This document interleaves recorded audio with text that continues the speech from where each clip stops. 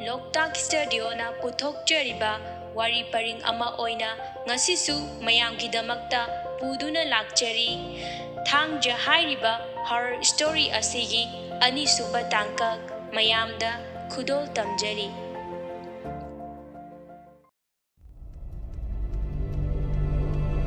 Thoishnana sound sum lawi. Kanano haibane tholo aigi mangda nangna aibo sugyamnu oli se kaigino ha tholo room thangnaba nakandagi Miss Radhana haidai. Miss Radhana Thoishna kaidaurage kanano nangna lauridubo ha. Thoishna saurambadu maithong hanjanduna haidai. Miss ayam kijare. Miss aigi tungda kanagumba ama koin inabagi maongda sum tauraga leire. Miss aigi mama baba kaubiyo ayumda chajarage. Miss Radhadi boarding asida thauri yalaga sibado khangbanina Thoishnabu mapukning themjinbiki kaimta haidoktre. Miss Radhana haidai. Thoishna he aikhoijo suk yang kuin leire sidi kaino nangbu ngaurabo aikhoido nongmata kaisumta taude nang yam hena khanjileko yare makhada nang like tawjaruro hairaga Thoishnabu chathankhre. Radhana khali ai inamma kavitaga wari sanadaba yade aikhoidadi nongmata kaisumta taude kaisu thoidokpa ingit ira amatta su phangba nate hairaga kitchen room da changkhre. Somdana class 10 gi nupa macha sing lairik paba kumakte. Rajeshna aina ngarang tarap lehalakpado putharo chasidana. Robinna hairai ngamara haujik lairik tawba kumtharo na Sir Premna hairakpani pharadi soi sini hairai. Somena kona charase bai horen tumamdai da tawrase ado Devi puja su kuidre bor khoiramba chalusina handakte. Parina hairai nupa su khoiramba yadaba laido chatlaga kaidawduiba. Rajeshna hairai gadha lai khuramba nate nupi lumuje haibani. Somena amuk hairai aidiba class 9 gi Puspado madi engonda lona yingjabani engonda ngaujarini madi.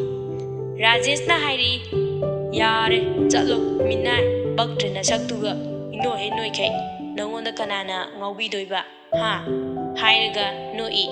Parina yare makha kumase anga kai loi kumna khrabane. Sir Prem soidana nganglani class 10 amta kumaktena makhoi hainaraga kumai. Nakal amaromdana class 10 gi nupi macha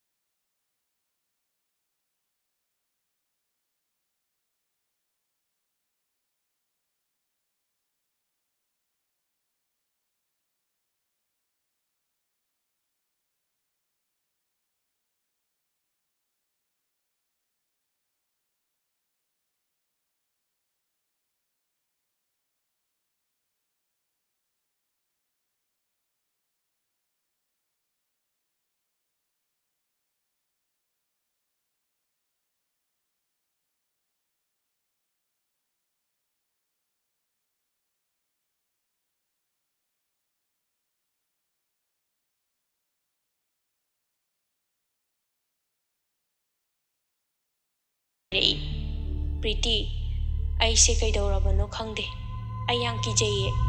Pretty na chiche kaidaurage kaidaure haino hayo hainari kanda nason pik na kaurai.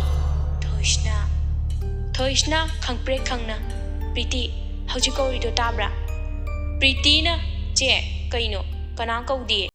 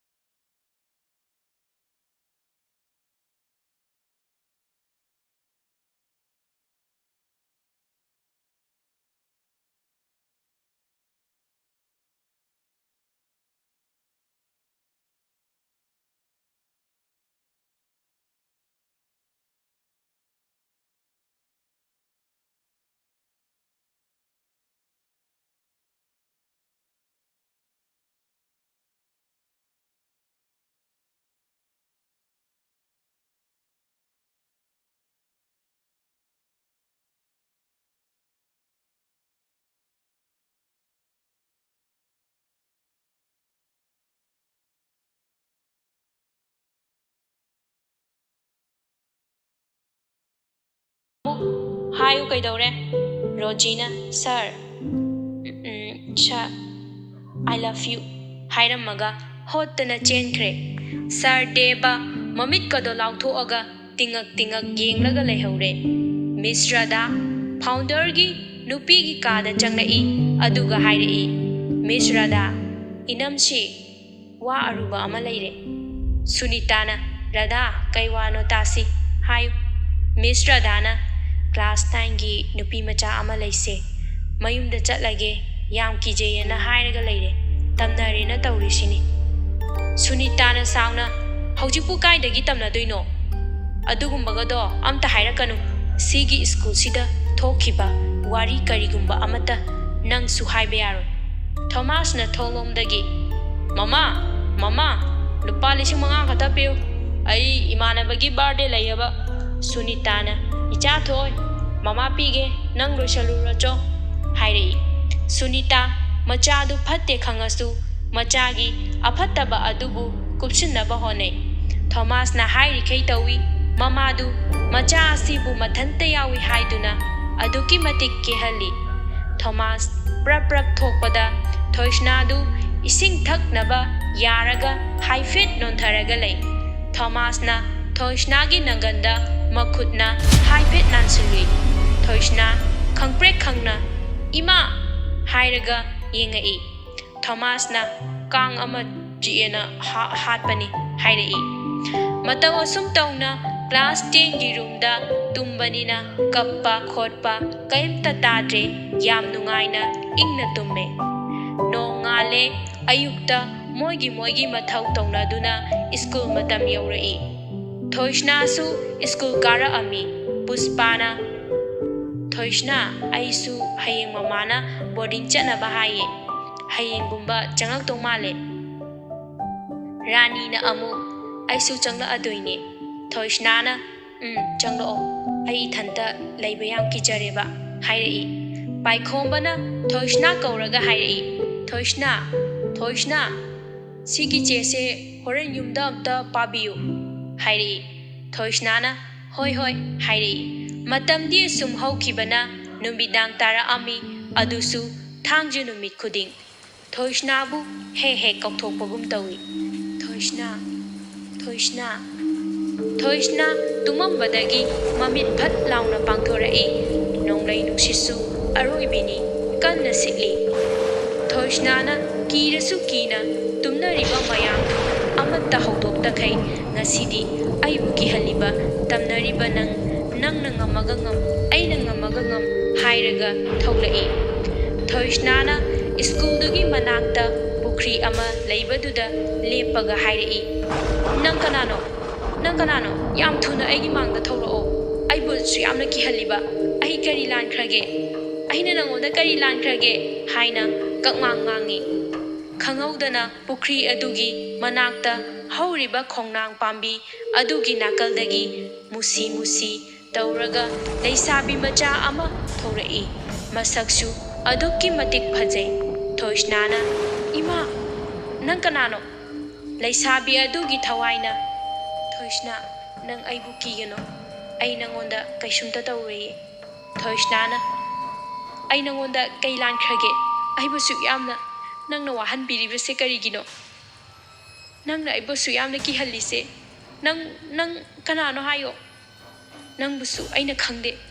Nupi adugi thawaina hikna launa kapai aduga hairei. Thoisna aise asiba thawaine. Aina asukwana thairamdinda tinba khamdana khangise. Kana amatana khangbidiye. Aina wana kapjabase numadi soidana tabiba khangbiba yaurakani aina matam kuina haijirakune. Adubu Thoisna nangnatana aina kapjabase kana amatana tabide. Thoisnana nangna pamise aingondagi kaino aibu ini ikhatamna akiduji ngawdana haitamjage. Asiba nupidugi thawaina. Thoisna aigi mateng amukta pangbiyo. Thoisnana nang asiba amagi thawaini ai khangi adubu nang kanano ꯀꯔꯤꯅꯣꯁꯨ ꯈꯪꯗꯅ ꯑꯩꯅ ꯃꯇꯧ ꯀꯔꯝꯅ ꯑꯩꯅ ꯅꯪꯒꯤ ꯃꯇꯦꯡ ꯄꯥꯡꯗꯣꯏꯅꯣ? ꯑꯁꯤꯕ ꯅꯨꯄꯤꯗꯨꯒꯤ ꯊꯋꯥꯏꯅ ꯍꯥꯏꯔꯛꯏ꯫ ꯑꯩꯒꯤ ꯄꯨꯟꯁꯤ ꯋꯥꯔꯤꯁꯦ ꯅꯪꯉꯣꯟꯗ ꯑꯃꯠꯇ ꯆꯤꯊꯗꯅ ꯂꯣꯏꯅ ꯍꯥꯏꯒꯦ ꯊꯣꯏꯁꯅꯥ ꯍꯥꯏꯅ ꯍꯥꯏꯔꯛꯏ꯫ ꯊꯣꯏꯁꯅꯥꯅ ꯅꯪꯒꯤ ꯀꯔꯝꯕ ꯋꯥꯔꯤ? ꯅꯨꯄꯤꯗꯨꯒꯤ ꯊꯋꯥꯏꯅ ꯍꯥꯏꯔꯛꯏ꯫ ꯑꯩ ꯁꯪꯒꯤꯠ ꯀꯂꯥ ꯃꯍꯩꯀꯣꯜꯁꯤꯗ ꯀ꯭ꯂꯥꯁ 10 ꯀꯥꯔꯛꯄ ꯃꯇꯝꯅꯤ꯫ ꯑꯩꯉꯣꯟꯗ ꯏꯃꯥꯟꯅꯕꯤ ꯔꯣꯁꯅꯤꯅ ꯀꯧꯔꯛꯏ꯫ ꯊꯣꯏꯕꯤ, ꯊꯣꯏꯕꯤ, ꯒꯦꯠ ꯂꯣꯝꯗꯒꯤ ꯆꯪꯂꯛꯏ꯫ ꯊꯣꯏꯕꯤꯅ, ꯀꯩꯅꯣꯍꯦ, ꯃꯁꯤ ꯅꯨꯄꯤꯁꯤꯅ ꯍꯦꯛ ꯎꯔꯥꯎ ꯊꯔꯥꯎꯔꯒ ꯂꯥꯛꯏ꯫ ꯔꯣꯁꯅꯤꯅ, ꯍꯣ ꯏꯕꯦꯝꯃ, ꯗꯥ ꯁꯨꯔꯁꯅ ꯆꯤꯊꯤ ꯄꯤꯔꯛꯑꯦ ꯍꯥꯏꯒꯦ ꯇꯧꯕꯅꯦ꯫ ꯊꯣꯏꯕꯤꯅ, ꯍꯥ, ꯃꯥ ꯊꯣꯛꯂꯛꯑꯕꯣ?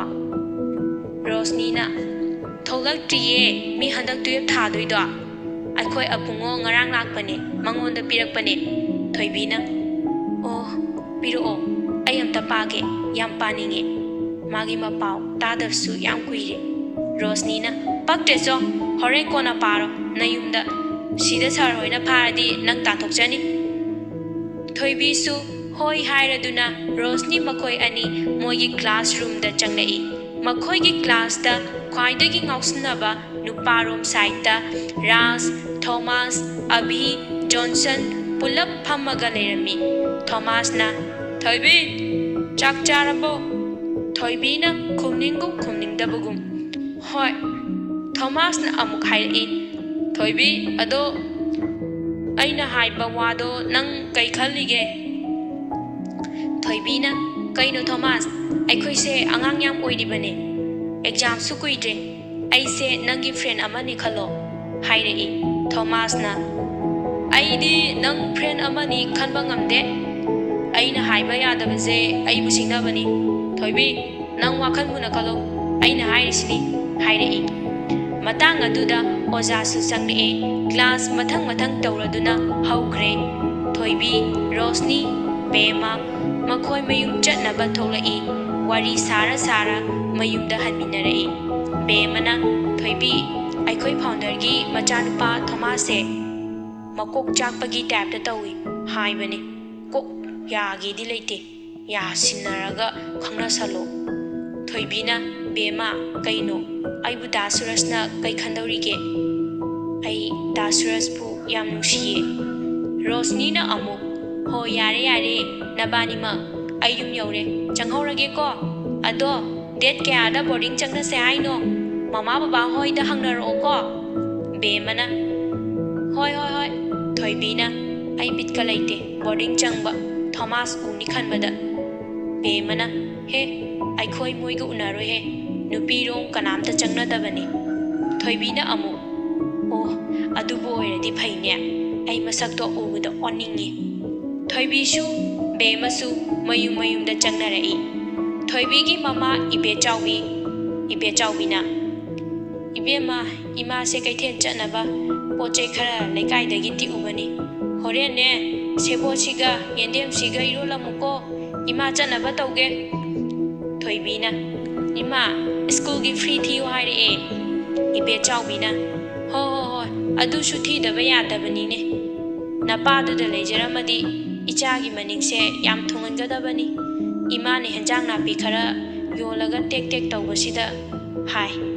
ꯊꯣꯏꯕꯤꯅ, ꯑꯁ, ꯏꯃꯥ, ꯑꯩ ꯅꯤꯡꯕ ꯊꯨꯡꯗꯕ ꯀꯩꯁꯨ ꯂꯩꯇꯦ, ꯏꯃꯥ ꯅꯨꯡꯁꯤꯕꯤ ꯀꯩꯊꯦꯜ ꯆꯠꯄ ꯊꯦꯡꯅꯅꯤ, ꯍꯥꯏꯔꯝꯂꯒ ꯃꯥꯒꯤ ꯅꯨꯃꯤꯗꯥꯡ ꯋꯥꯏꯔꯝꯒꯤ ꯊꯕꯛ ꯏꯪꯈꯥꯡ ꯂꯣꯏꯁꯤꯜꯂꯒ ꯁꯨꯔꯖꯅ ꯄꯤꯔꯛꯄ ꯆꯤꯊꯤ ꯑꯗꯣ ꯄꯨꯊꯣꯛꯇꯨꯅ ꯄꯥꯔꯝꯃꯤ꯫ ꯆꯤꯊꯤꯒꯤ ꯃꯔꯣꯟꯅ, ꯊꯣꯏꯕꯤ, ꯅꯨꯡꯉꯥꯏꯔꯤꯕꯣ?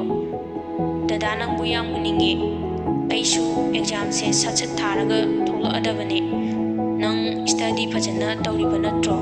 ꯉꯥꯎꯁꯟꯅꯒꯅꯨꯀꯣ, ꯗꯗꯥ ꯊꯣꯛꯂꯛꯄ ꯉꯥꯏꯔꯝꯃꯨꯀꯣ꯫ ꯐꯔꯦ, ꯅꯪꯒꯤ ꯗꯗꯥ ꯁꯨꯔꯖ꯫ ꯊꯣꯏꯕꯤ ꯃꯣꯃꯣ ꯅꯣꯛꯆꯦ꯫ ꯊꯣꯏꯕꯤ ꯆꯥꯛ ꯊꯣꯡꯕ ꯂꯣꯏꯔꯒ ꯃꯃꯥꯕꯨ ꯍꯜꯂꯛꯄ ꯉꯥꯏꯔꯝꯃꯤ꯫ ꯉꯥꯏꯍꯥꯛꯀꯤ ꯃꯇꯨꯡ ꯃꯃꯥ ꯏꯕꯦꯆꯥꯎꯕꯤ ꯍꯜꯂꯛꯑꯝꯃꯤ꯫ ꯏꯕꯦꯆꯥꯎꯕꯤꯅ, ꯏꯕꯦꯝꯃ, ꯏꯕꯦꯝꯃ, ꯏꯃꯥ ꯂꯥꯛꯑꯦ꯫ ꯊꯣꯏꯕꯤꯅ, ꯏꯃꯥ, ꯀꯩꯒꯤꯅꯣ ꯉꯁꯤꯗꯤ ꯊꯦꯡꯉꯛꯏꯅ?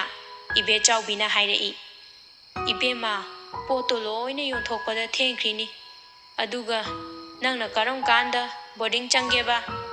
ꯊꯣꯏꯕꯤꯅ ꯍꯥꯏꯔꯛꯏ꯫ ꯏꯃꯥ, ꯑꯩ ꯕꯣꯔꯗꯤꯡꯗ ꯆꯪꯉꯔꯣꯏ, Imagi awaba yengba ngamde hairaga nungaitana mamada yengjay. Mama ibe chawbina hairei.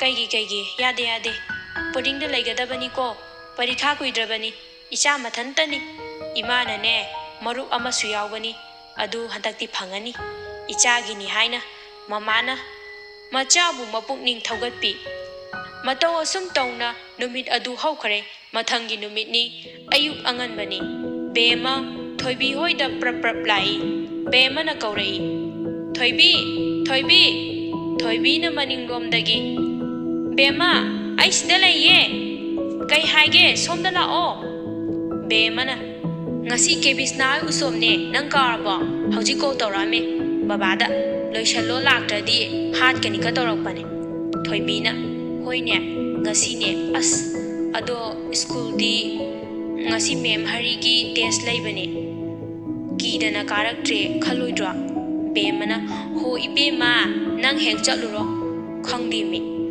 ai lotion ba chale ko nang ama mondana dum taw leiranu loishalamo hairaga bema lotion ba chat kirami thoibisu lotion ba horami mama da hairei ima na bikebi hoi usomne chatradi yam nungairo bema do hawbala ame ai amta chatpiruge mama ibe chawbina hoi phajana chaluko bemasu laktuna kebi hoigi usok mafam yorami nakal amaromdana Thomas na gate ta thoktuna thoibi lakpra haina yinglami adubu sunglak laktre sir deba tholaktuna hairei Thomas kanano ne nang ngasai dagi yingli sibo Thomas na hairei sir da deba leirang amasum yinglambanida debana inause leirangi wakhalga hauraboire wari sanari kanda Thomas ki friend Johnson Rahul James makhoi loina tholei James na Thomas lao nang ngasai dagi nanga kati ani la aroi lao Rahul ne he maji James salei chu dona makhoi loina changna se hairaga classroom da changna khre somda kebisna hoida moi mama nabi loina pulle Rosni na thoibi nang parabo ngarang gido thoibi na pare yam nusiye ai mabu tholokpa khorang ngai ni hairaga noi Rosni na is irang di mai ni nakal dagi kebina enjang se prapa amta semu amta pamu se mana paya de yahau thenge na noi khakke su ko na khalu bemana awoiba Rosni ga thoibi ga je mawa nai daurabani hairaga noi sak chaba to e aduga makhoi gi mayumda hanar ami bemana thoibi ai pukshe nuaite nang changhauro hairaga bema hobe chenkre thoibina yari bema chabadi ha mayamgi achingju do nang loi charamni chelu nang laroi hairaga thoibi thongal da no aga lehawi